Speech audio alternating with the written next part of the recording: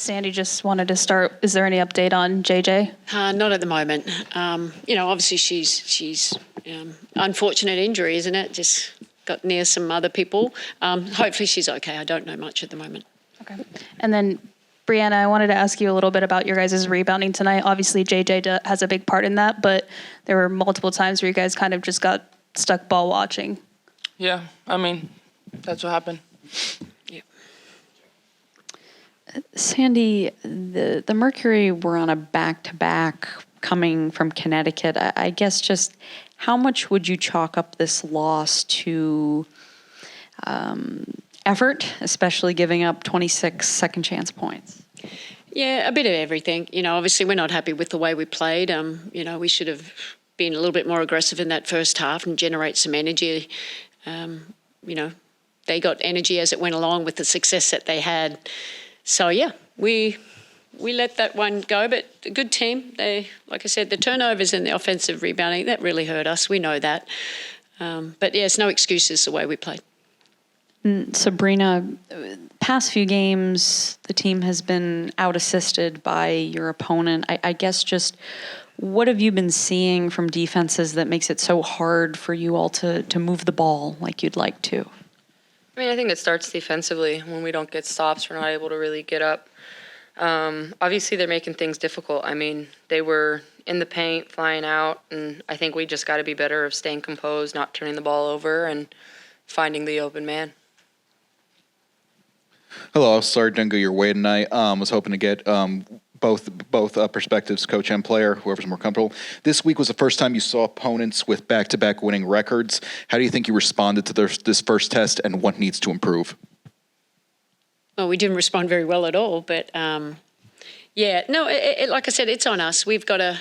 I've got to find ways to get us going a little bit more aggressively in the beginning here, and it was too easy for them, and they got a lot of confidence out of that. They shot the ball really well, and AT and Satu were hard guards for us. But I thought when we got aggressive in the third, it was better. And but it's really hard when we lose JJ. That obviously takes a little bit of the energy away from us for a bit. That's normal. But we got to find a way to rebound. We just can't just put it all on her. So it's all about all of us. And it's just, like you said, ball watching, jumping over the back of us. They're things we can fix. That's just a mindset we've got to flip. Just for Sabrina, they were real aggressive at the point of the screen. I'm wondering, and I know you haven't watched anything like that yet, but if there was maybe a reason you weren't able to get into like 4-on-3, short roll stuff, if just why kind of they gave the offense in general a lot of trouble with those aggressive coverages. I mean, I was trapped, so it's pretty tough when there's two on the ball every single time you come off a pick and roll to really be able to find the open person. I mean, they're a great defensive team. They're long, they're active, they bait you into passes, and obviously I think that's something we didn't really execute well on was their traps, making everything difficult. Obviously, they watched the last few games of us being able to just come off and pick and choose what we wanted to do offensively, and their adjustment was trap, blitz the ball screen, and make the next pass really difficult, and they did that really well, and I think that's something we'll learn from. Hey, Breanna. In that fourth quarter, Phoenix only had one attempt at the rim. Everything else was just kind of sprayed all over the floor. What did you feel about the defensive intensity? Because there was momentum going back and forth, especially late third, early fourth. Was it just them making more shots, or was it a defensive lapse there? Yeah, I mean, I think we tried to speed them up. We got a few steals in around half court, things like that. But it seemed like in that fourth quarter, they were getting everything in the corner, whether it was a mid-range or a three. The ball kept finding the corner, and that's the farthest closeout in most cases, and we just weren't able to kind of get there as quickly as we need to. Hi, everybody. For Sandy, long road trip for you guys coming up. What's the sort of biggest lesson you want the group to sort of learn from this game tonight, so that way when you're on the road in Seattle that you sort of get back on the right track? Yeah, I think it's just about bringing the right energy from the get-go, whether that's being a little bit more aggressive with how we play defense. I think that's important for us. It's going to be big for us. And then just showing video, obviously they want to trap her. We just got to move the ball. We got to be a little bit more disciplined with how we move it, the spacing and our cutting. I thought we were very slow and we didn't have a 0.5 mentality. It allowed them to scramble and stay in place. And they are long and lean, we got a lot of deflections and we didn't read the defense with their overhelp. We didn't find the people in the corner. But yeah, this is how you learn. I mean, we learn from wins, but we learn a lot more from the losses. Hey, Sandy, you talked about Satu being a hard guard, but you guys did hold her to 4 for 18 from the field, 0 for 8 from 3. Just, I guess, what did you like on that side guarding Satu tonight? Yeah, she's been playing great.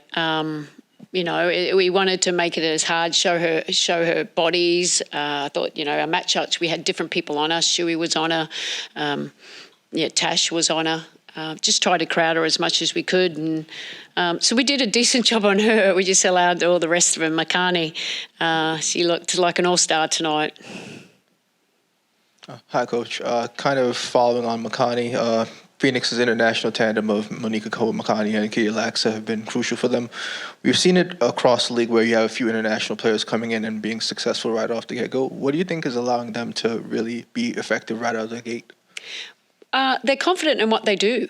They've gone overseas and they play really well over in Europe. And they're in a system that fits them really well. I think obviously with AT, where she's got the ball in the hands a fair bit, they're doing a lot of smash screens, and she's one of the best passers out of those situations. So, they're getting a lot of open looks from AT and Satu, the attention that they get, but they're good players in their own right. If you watch them overseas, they're pretty good. We'll finish on Zoom with one question from Erica. Thank you. So question is for Sabrina. I wanted to ask you a little bit about, I've talked to you about coming into this season, some of your goals and how you're feeling physically. I want to ask you, though, from a leadership perspective, now that you are starting to see more players integrated into rotations, as a ball handler and someone who is helping to facilitate the offense, what do games like this help you to do when it comes to that side of your game and your leadership for this squad?